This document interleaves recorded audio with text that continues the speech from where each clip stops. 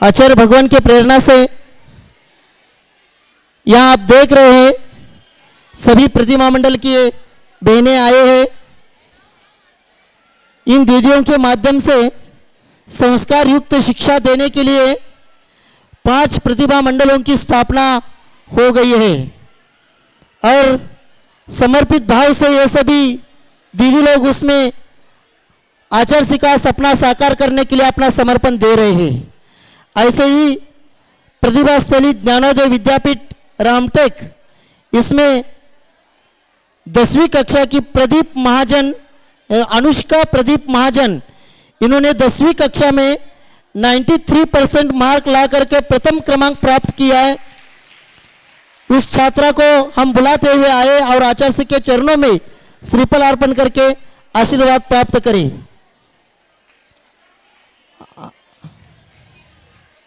अनुष्का महाजन हो गए, जल्दी आ जाइए। हाँ, इसी के साथ श्रीफल अर्पण करने के लिए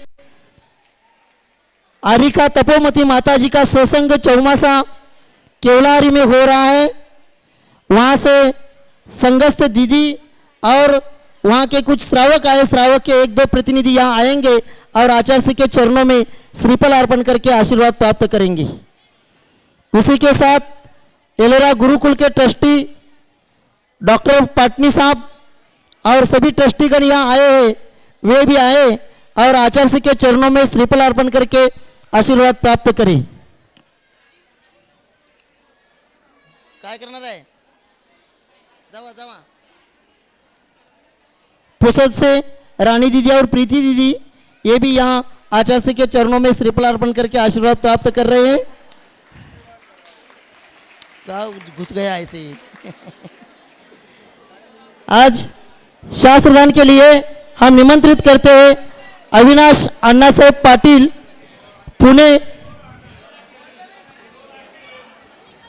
पुणे रुकड़ी। इन्होंने 5,55,555 की एक कलश की स्वीकृति दी है। वे भी आए और आचार्य जी को शास्त्रदान करें। अविनाश पाटिल परिवार, ए त्यांना सोडा, ए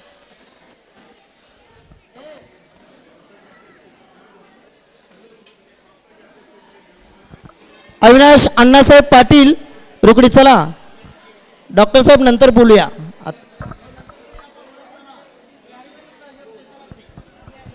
अविनाश अण्णासाहेब पाटील रुकड़ी पुणे, इन्होंने 5,55,555 की एक कलश की स्वीकृति दी। वे आए और आचार्य जी को शास्त्रदान करें। तुकाराम गंगाराम भुरसे, कळमनुरी निवासी, इन्होंने भी 1,11,111 रुपए की दान राशि स्वीकृति दी है एक कलश की। वे भी आए और आचार्य जी को शास्त्रदान करें। सौ रेखा नारायण बनस्कर, कळमनुरी से वे भी आए, उन्होंने भी एक कलश 1,11,111 रुपए के एक कलश की स्वीकृति दी है। वे भी आए और आचार्य जी को शास्त्रदान करें। कांताबाई अरुणराव सोवितकर, कळमनुरी, इन्होंने हाथकरघा का एक मशीन की दान स्वीकृति दी है। वे भी आए और आचार्य जी के चरणों में श्रीफल अर्पण करके आशीर्वाद प्राप्त करें। कळमनुरी महिला मंडल यहाँ आया है आज पूजन के लिए, उन्होंने भी एक हाथकरघा का मशीन की दान स्वीकृति दी है। वो सभी जहाँ है वहीं से सभी नमस्तु करेंगे। कळमनुरी महिला मंडल, हाँ उभा राहून नुसतं नमस्तु करा तिथूनच। ब्रह्मचर्नी रुचा दीदी, आनंद कुमार, अर्पित कुमार जैन, कटनी निवासी, प्रतिभा जबलपुर प्रतिभा स्थली, इन्होंने भी यहाँ दान राशि दी है। वे भी आए और आचार्य जी को शास्त्रदान करें। इंदु, श्रीमती इंदु भाभी प्रभात जी, प्रतिभा जैन मुंबई, इन्होंने भी एक आज के दिन हाथकरघा की मशीन की दान स्वीकृति दी है। वे भी आए और आचार्य जी को श्रीफल अर्पण करके आशीर्वाद प्राप्त करें। सौ अंजलि दीपक जी जैन, पुणे निवासी, इन्होंने भी एक हाथकरघा मशीन की दान स्वीकृति दी है। वे भी आए और आचार्य जी के चरणों में श्रीफल अर्पण करके आशीर्वाद प्राप्त करें।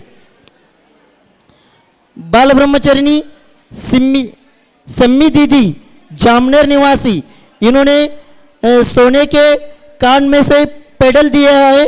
वे भी आए और आचार्य को शास्त्रदान करवाए। बाल ब्रह्मचारी सिम्मी दीदी जामनेर, ब्रह्मचारी अनीता दीदी, श्रीमती प्रतिभा सराफ, इन्होंने भी यहाँ आज के दिन दान स्वीकृति दी है। वे भी आए और आचार्य को शास्त्रदान करी। माइक दिए ना, चलो जल्दी पूजन है, ठेवा रखो। पूजन प्रारंभ कर रहे हैं हम, पूजन प्रारंभ करना है। जय बोलिए संत शिरोमणि आचार्य भगवंत श्री विद्यासागर जी महामुनि राज की। बाजे बाजे रे बधाई मारे गुरु नाम की, बाजे बाजे रे बधाई मारे गुरु नाम की। आई शुभ घड़ी आई देखो मंगल आंगने।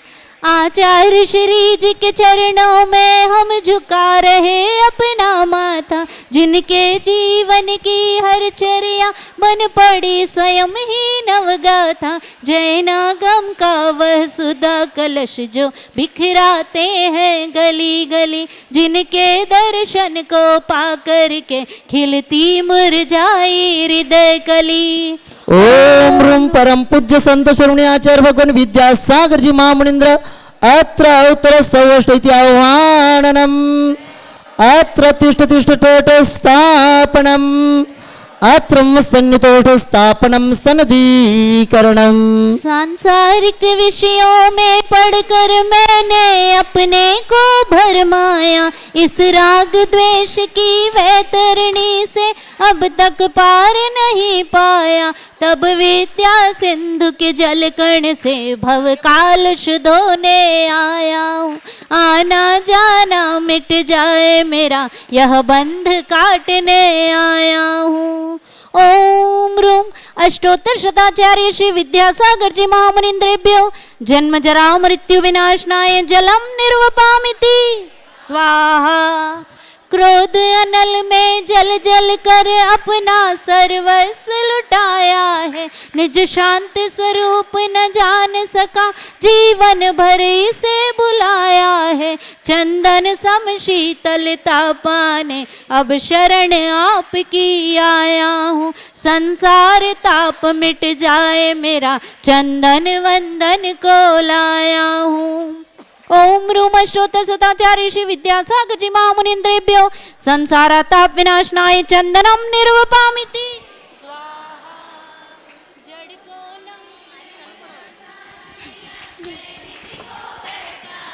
अपने तो केवल सपने थे भ्रम और जगत का भटकाना, चरणों में अर्पित अक्षत है अक्षय पद मुझको मिल जावे। तब ज्ञान अरुण की किरणों से यह हृदय कमल भी खिल जावे।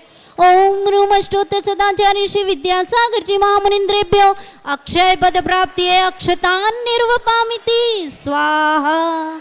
इन विषय भोग की मदिरा पी मैं बना सदा से मतवाला, तृष्णा को तृप्त करे जितनी उतनी बढ़ती इच्छा ज्वाला। मैं काम भाव विध्वंस हेत मन सुमन चढ़ाने आया, यह मदन विजेता बन न सके यह भाव हृदय में लाया हूँ।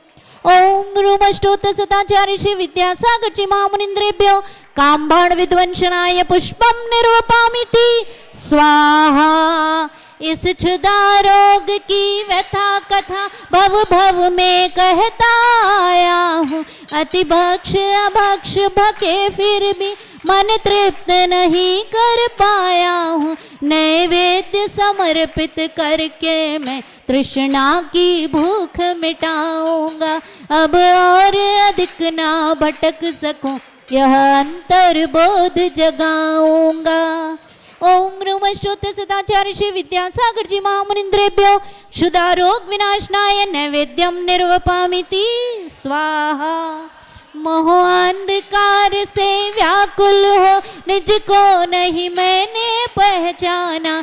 मैं राग द्वेष में लिप्त रहा इस हाथ रहा बस पछताना। यह दीप समर्पित है मुनिवर, मेरा तम दूर भगा देना। तुम ज्ञान दीप की बाती से मम अंतर दीप जला देना। ओम ह्रूमष्टोत सदाचार्य श्री विद्यासागर जी महामुनीन्द्रेभ्यो मोहांधकार विनाशनाय दिव्य दीपम निर्वपामिति स्वाहा। इन अशुभ कर्म ने घेरा है, मैंने अब तक यह माना था। बस पाप कर्म तज पुण्य कर्म को चाह रहा अपनाना था। शुभ अशुभ कर्म सब रिपुदल है, मैं इन्हें जलाने आया हूँ। इसलिए गुरु तव चरणों में अब धूप चढ़ाने आया हूँ। ओम ह्रूमष्टोत सदाचार्य श्री विद्यासागर जी महामुनीन्द्रेभ्यो अष्टकर्मदयनाय धूपम निर्वपामिति स्वाहा। भोगों को इतना भोगा कि खुद को ही भोग बना डाला। साध्य और साधक का अंतर मैंने आज मिटा डाला। मैं चिदानंद में लीन रहूं, पूजा का यह फल पाना था जिसके द्वारा वह मिल बैठा मुझे ठिकाना है। ओम ह्रूमष्टोत सदाचार्य श्री विद्यासागर जी महामुनीन्द्रेभ्यो महामोक्ष फल प्राप्ति फलम निर्वपामिति स्वाहा। जग के वैभव को पाकर मैं निश दिन कैसा मस्त रहा। चारों गतियों की ठोकर को खाने में ही अभ्यस्त रहा। मैं हूँ स्वतंत्र ज्ञाता दृष्टा, मेरा पर से क्या नाता है। कैसे अनर्घ पद पा जाऊं, यह भावना भाता हूँ। ओम ह्रूमष्टोत सदाचार्य श्री विद्यासागर जी महामुनीन्द्रेभ्यो अनर्घ पद प्राप्ति अर्घम निर्वपामिति स्वाहा। भावों की निर्मल सरिता में अवगाहन करने आया हूँ। मेरा सारा दुख दर्द हरो यह अर्घ भेटने लाया हूँ। हे तपोमूर्ति है आराधक, हे योगीश्वर है महासंत, है अरुण कामना देख सके युग युग तक आगामी बसंत। ओम ह्रूमष्टोत सदाचार्य श्री विद्यासागर जी महामुनीन्द्रेभ्यो ससंग अनर्घ पद प्राप्ति जयमाला पूर्णार्घम निर्वपामिति स्वाहा। नमोस्तु आचर्षि नमोस्तु।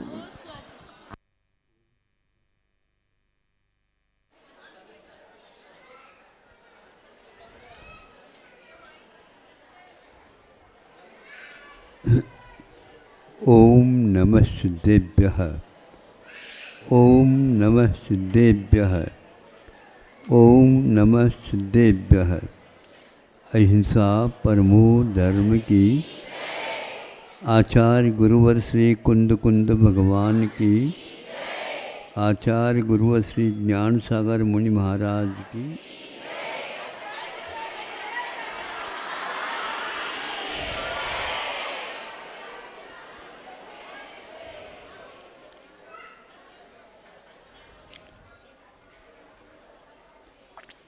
किसान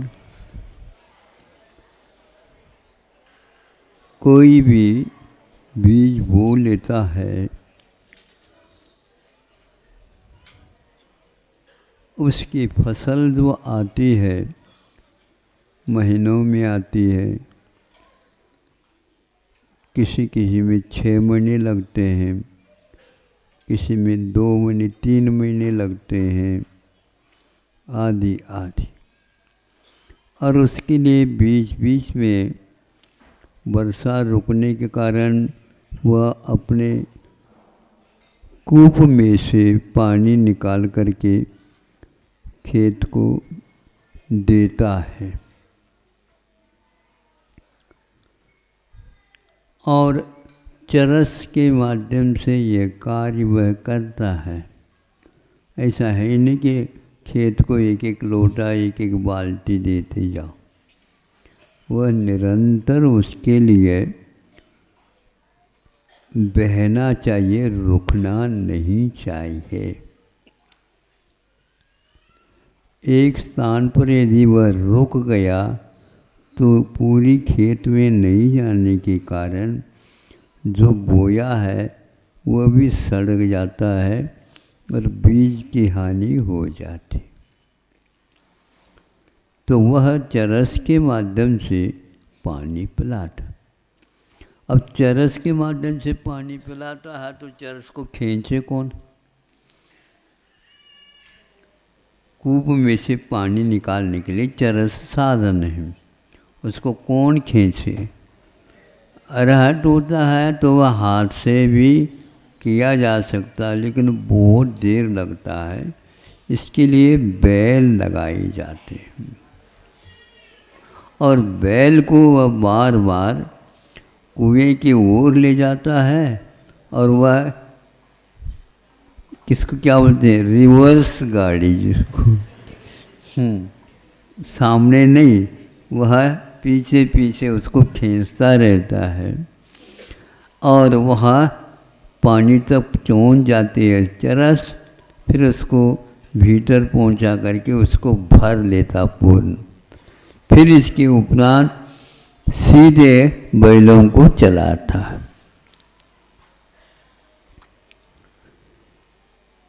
अब उसमें देखो रस्सी दो स्थानों पर बांधता है। संजगा एक चरस के मुख पर बांधा जाता है और एक चरस के ध्रुव पर ऊपर बांधा जाता है। ऊपर का जो रस्सी है वह कहीं भी छूती नहीं जमीन को और निकलती रहती है, और नीचे की जो रस्सी है वह क्या करती है, उसके मुख पर एक रस्सी बांधी रहती है, वह उसको वह थोड़ी सी खींचता है तो चरस के मुख नीचे हो जाते, पानी भर जाता। इस प्रकार वह 12 बजे तक लगातार, क्योंकि गर्मी के समय पर मध्याह्न में तो चरस लगाए नहीं जा सकता, रात में लगाएं तो पानी पिला भी नहीं सकेंगे, कहाँ पर पानी कितना जा रहा है। इसलिए दिन में ही जल्दी उठ करके वो कार्य प्रारंभ करता है। नीचे के जो चरस की जो रस्सी थी छोटी थी, वो उसमें ज़्यादा भारी नहीं रहती, ऊपर के तो पूरा पूरा भार उसके ऊपर आता है। अब वह नीचे की रस्सी को क्या करता है, किसान स्थान बदल बदल करके करता रहता है। स्थान बदल यदि नहीं बदलता है तो एक ही स्थान पर यदि रस्सी जाती है तो वह रस्सी एक प्रकार से उस पत्थर को भी काट देती। सुन रहे हो आप लोग? हाँ, तो वह पत्थर को भी काट देती है। रसरी आवत जात है, सिल पर होय निशान।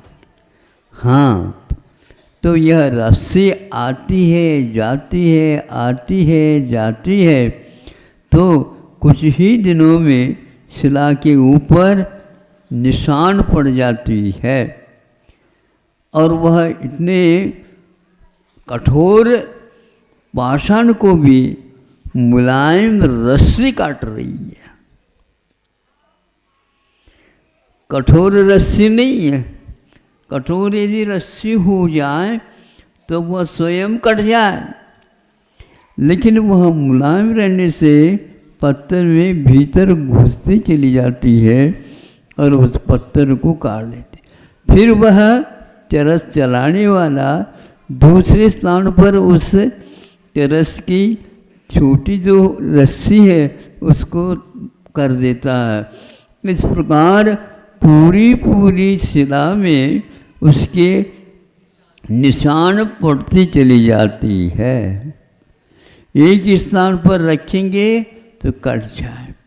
इसी प्रकार दिमाग को एक स्थान पर लगाना नहीं चाहिए, बदलते रहिए तो माइग्रेन से दूर रहिए।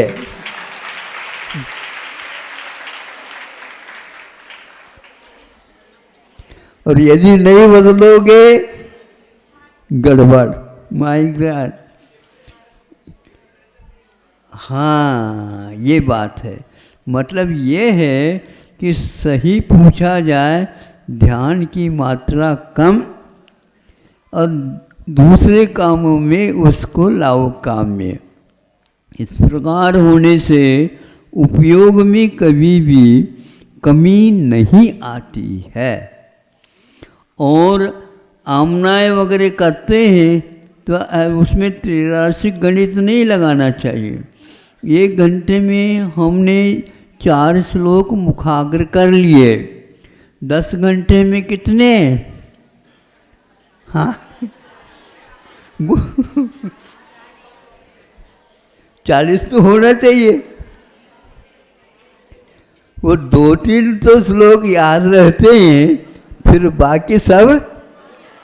इसीलिए ध्यान की मात्रा तो स्वस्थ है, एकाग्रता आती है उसको, उसके लिए बताया। लेकिन उसके लिए भी अंतर्मुहूर्तात्, ये तत्वार सूत्र 9वें अध्याय में ध्यान के लिए कहा।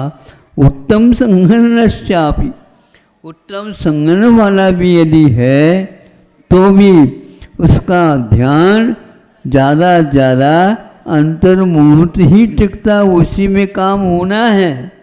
और तुम सिर को बांध बूंद करके लगो अध्ययन करने में, तो फिर वो बंध जाएगा। इसीलिए हमें ये याद रखना चाहिए कि शिला के ऊपर तो निशान पड़ जाए, लेकिन हमारी रस्सी नहीं कटे। जड़ पदार्थ को भी हम याद करते हैं, किंतु वो जड़ पदार्थ हमारे दिमाग में आ जाता है। चेतन के बारे में सोचते हैं तो वो भी हमारे दिमाग में आ जाता है, स्मृति के रूप में, धारणा के रूप में वह रहता है। उपयोग तो बदलता रहता है, लेकिन हमने जो धारणा बनाई है उपयोग के द्वारा, वह ज्यों का त्यों बना रहता है। किंतु उसको स्मृति में रखने के लिए पाठ करते रहो, पाठ करते रहो, अपने आप ही मुखाग्र हो जाता है। किंतु पाठ न करके आप उसको हम पकड़ करके ही दिमाग में रखेंगे।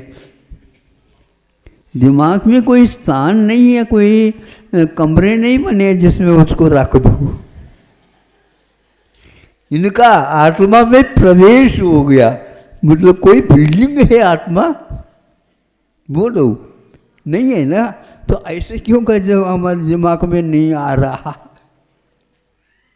हमारे दिमाग में नहीं आ रहा, कि इसका अर्थ क्या है? दिमाग में किसी की यहाँ आता ही नहीं वो। किंतु उस वस्तु को हम अर्थ के द्वारा, शब्द के द्वारा तो अर्थ आता है, अर्थ के द्वारा तो अपने दिमाग में वह स्मृति के रूप में रह जाता है। हम उपयोग करते रहते हैं कई बातों में, किंतु जिसको हम याद करना चाहते हैं वह नहीं आता है, तो सिर खुजाने लगता। अन्य कार्यों में उलझने के कारण जैसे चाहिए वैसे वो नहीं आता, क्षोभ की बात है। इसलिए आप लोगों को ध्यान से सुनने का अर्थ ये है, उपयोग को एकाग्र करो।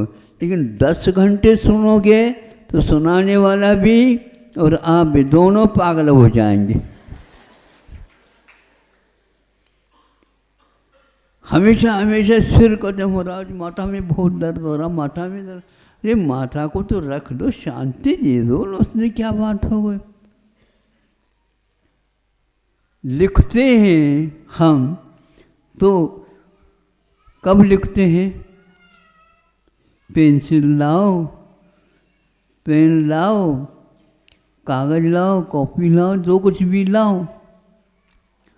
ये लिखने का काम दिन में करते हैं और वस्तुतः लिखना तो रात में ही होता है, और जो विचार में स्थिरता के साथ उसको याद करते हैं, रात में लिख लेते हैं और उसका लेख कर देते हैं दिन में।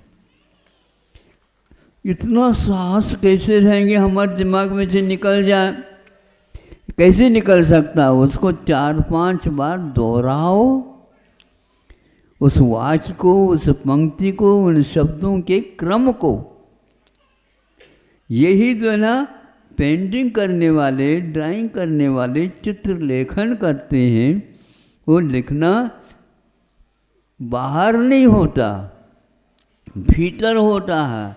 अपने ज्ञान में एकाग्रता के साथ उस आकार को, उस वस्तु को आकार दिया है, उस जो आकार को बार बार आप वहीं उसी रूप में आप करते जाओ, चित्र अपने आप ही लिखने में आ जाएगा। उपयोग करना बहुत आसान भी है और बहुत कठिन भी है।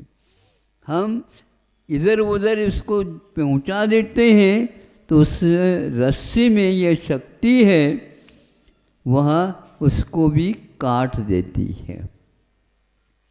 कितने भी दिन का क्यों न हो, संस्कारित यदि वह उपयोग है, वह 3 ವರ್ಷದ बुद्धि 100 ವರ್ಷದವರೆಗೆ।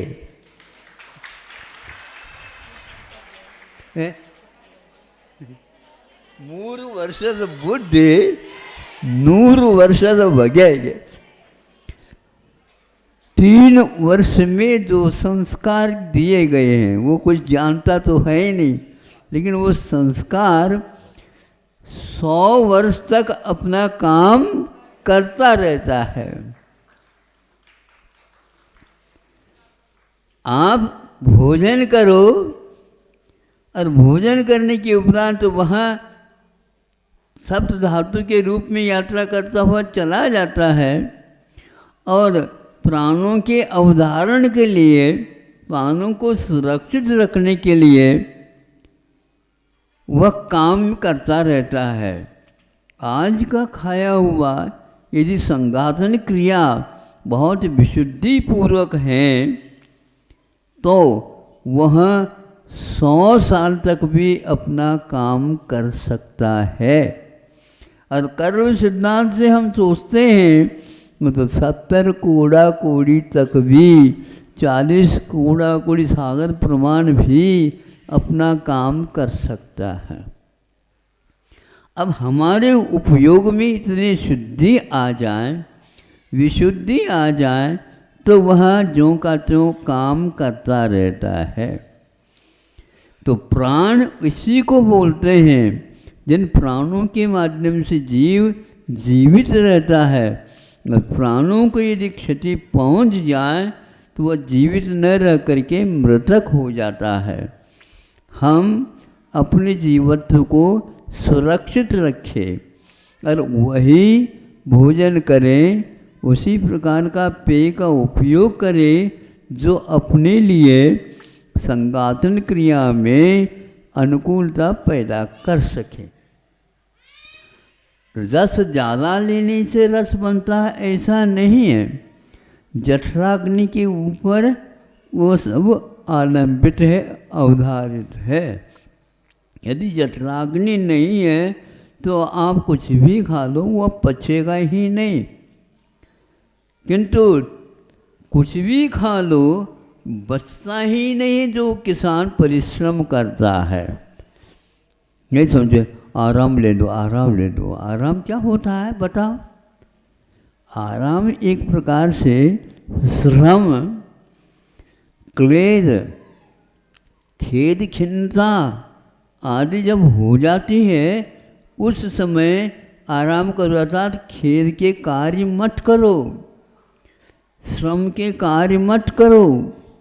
हाँ, थोड़े से बैठ जाओ, पसीना तो सूखने दो। पसीना सूख जाए तो अपने आप ही पुनः तरावट आ जाती है, पुनः काम करना बंद करो। हम उसके पीछे पड़ते हैं। वो जड़ बहुत अच्छा है, वो भागता नहीं कहीं, लेकिन आप भागते फिरते हैं उसके पीछे। भागते ही क्या नहीं? आकुलता का अर्थ ही भागना है। जल्दी जल्दी पचाओ। कैसे पचाओ? कैसे पचाओ बताओ? वो पेट में चला गया, वो अपने गति से ही जाएगा, और उसके लिए जो ड्रागनी जितनी मिलेगी उतना ही वो काम करेगा। जल्दी नहीं हो सकते। एक सबसे ज़्यादा पढ़े लिखों की जल्दी बहुत बीमारी है। ये नहीं समझे? वो समझते ही कि ये जीवन का पूरा एक ही बार में मैं काम कर लूँ, फिर कल क्या करोगे बताओ? ये गड़बड़ है। उनको तो होता है, उनको होता है क्षयोपशम भिन्न है, आपका क्षयोपशम भिन्न है। कुछ लोग किताब पढ़ते ही नहीं और बोलो 100/100 नंबर लेते। वो दिमाग से काम लेकर न लेकर के सुनने के रूप में कर लेते हैं। तो सुनेंगे और ज्यों का त्यों रहना चाहिए।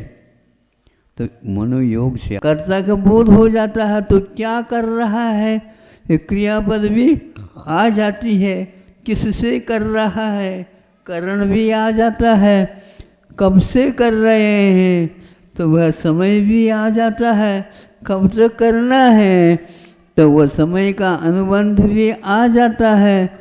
अब क्या करो बताओ? जितने वाक्य के अंग उपांग हैं उनके माध्यम से हम उस वाक्य को बहुत ही अच्छे ढंग से बना सकते हैं, किंतु यह दिमाग की बात है। किताब तो फट जाए लेकिन हमें कोई भी उसका क्षयोपशम नहीं है तो उस किताब को रखो, जिसको चाहिए उसको दे सकते हो सहयोग के लिए। क्यों? हमने खरीदा तो है, लेकिन आपने बुद्धि को नहीं खरीदी। नहीं समझे? जिस दुकान में बुद्धि मिलती है वहाँ पर जाकर खरीदो। महाविद्यालय में हमें भेज दो, छोटे विद्यालय में आपने पहुँचाया है। महाविद्यालय में जाओ, महाविद्यालय का तो 6 खंड का 7 खंड का माला एक गिनो, वहाँ पर भी माला होती। 6ठी माला में हमने जाकर के याद किया था। ये क्या है? ये जड़ की व्यवस्था है। पहले के लोग पेड़ के नीचे बैठ करके छाया में, हवा भी आ रही होती है, सामने नदी बहती रहती है, चिड़ियाँ चूं चूं करती रहती है, और उसमें भी यहाँ तो आवाज़ मत करो, आवाज़ मत करो, वहाँ पर आवाज़ ही आवाज़ हो रही है। नहीं समझे? ये क्या है? रेडियो है, खूब बोल रही हैं। सुनते हुए ड्राइवर लोग गाड़ी लोड चढ़ाते हैं और सुनते भी जाते हैं, लेकिन ऊँगते नहीं, ध्यान रखो। हाँ, तब यात्रा पूर्ण हो जाती।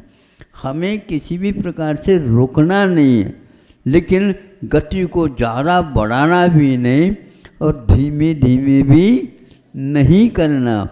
इसी का नाम ईरापट शुद्धि है। हर काम में हमें उपयोग करना है, लेकिन सोच समझ करके करना है। तो अच्छे ढंग से सुनेंगे, निश्चित रूप से वह जितनी क्षयोपशम की बुद्धि है उतना तो समझ में आ जाएगा। आज थोड़ा सा समझ में आ गया, दोबारा उसको देखेंगे एक कदम आगे बढ़ जाते हैं, पुनः बढ़ेंगे तो आगे बढ़ जाते हैं। तो एक वर्ष है ना हमारे लिए, उसमें एक कक्षा होती है, तो उसको पुनः पुनः देखते चले जाओ।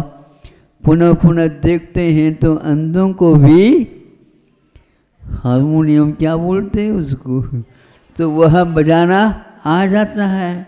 आंखों से क्या देखा उन्होंने? नहीं, पहले उन्होंने छेदों को देखा अपनी उंगलियों के माध्यम से, और आप लोग चश्मा लगा के भी नहीं देख पाते। एक तरफ से यूँ खींच रहा है या तो ये खींचता रहता है, यहाँ पर रुक जाता है। अभ्यस्त होने के उपरांत कातंत्र रूप माने में या व्याकरण ग्रंथों में अभ्यस्त होता है। अभ्यस्त किसको बोलते हैं?